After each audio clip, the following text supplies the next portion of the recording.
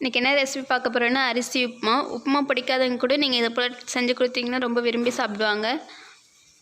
வானல் வச்சு 3 ஸ்பூன் எண்ணெய் ஊற்றிக்கலாம்.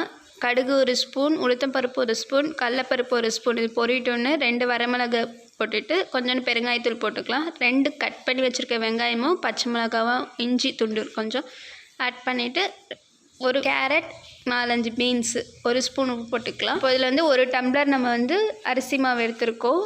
அதால் 2.5 டம்ளர் தண்ணி ஊற்றிக்கலாம்.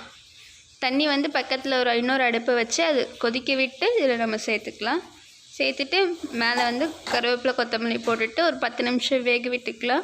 10 நிமிஷம் நல்லா மூடி போட்டு வெந்தோடனே இன்னொரு டைம் நடுவில் கிண்டி விட்டுட்டு இன்னொரு 10 நிமிஷம் நல்லா வேக விட்டுக்கோங்க.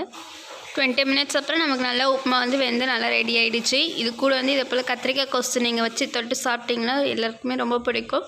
கத்திரிக்காய் கொஸ்து ரெசிபி லாங் வீடியோவில் போடுறோம் பாருங்கள்.